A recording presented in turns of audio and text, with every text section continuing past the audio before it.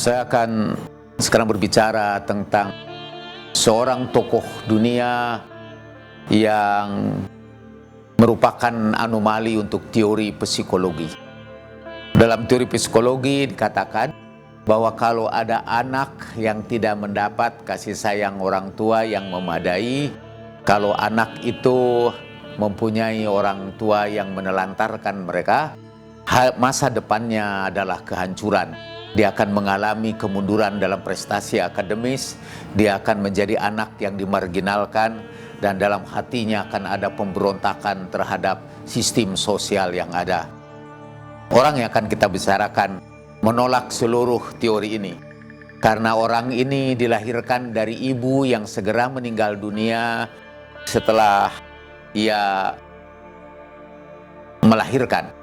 Setelah itu bapaknya kawin lagi dan dia menjadi gelandangan sejak dari Austria sampai ke Jerman, dari Austria, dari Swiss sampai ke Prancis, menjadi anak yang ditolak dari satu panti asuhan ke panti asuhan yang lain, anak yang boleh kita sebut sebagai anak yang broken home.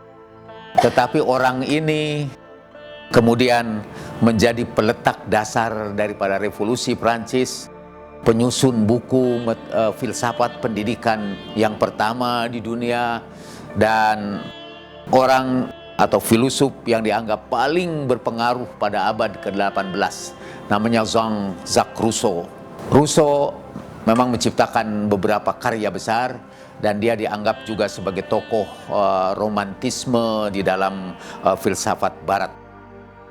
Romantisme adalah sebuah aliran filsafat yang menganggap bahwa perasaan lebih baik dijadikan andalan kebenaran ketimbang pemikiran yang berasal dari otak.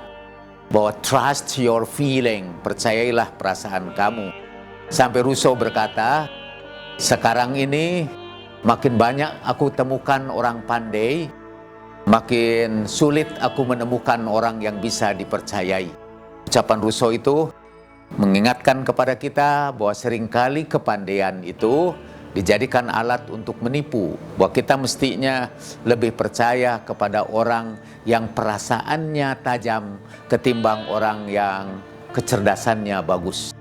Yang ingin kita bicarakan dari filsafat Rousseau ialah pandangan dia tentang agama madani, atau dalam bukunya Du Contrat Social, pasal yang ke-8, yang bercerita tentang sejenis keberagamaan yang cocok dalam dunia modern sekarang ini.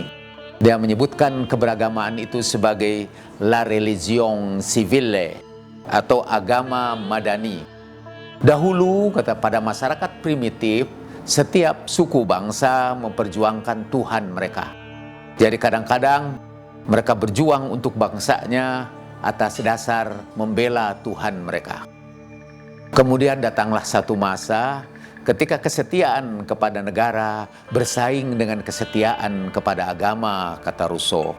Jadi misalnya Kristianitas kemudian mencoba menegakkan kerajaan Tuhan di bumi dan menuntut orang untuk patuh kepada gereja. Dan seringkali, kata Rousseau, ketika kepatuhan kepada gereja dengan kepatuhan terhadap negara bertemu, biasanya orang mendahulukan kepatuhan kepada gereja dan meninggalkan kepatuhan terhadap negara. Rousseau mencita-citakan ada satu agama yang sekiranya orang berjuang untuk agama itu, ia sekaligus juga berjuang untuk negaranya. Bahwa ajaran agama tidak mengajarkan kepada mereka eksklusivitas, tapi agama mengajarkan kepada mereka untuk ikut memberikan kontribusi bagi kesejahteraan bangsa. Dan nasihat Rousseau ialah dalam tiap agama ada nilai-nilai universal, dan marilah seluruh agama bergabung pada nilai universal itu. Buat kita nilai universal itu adalah Pancasila.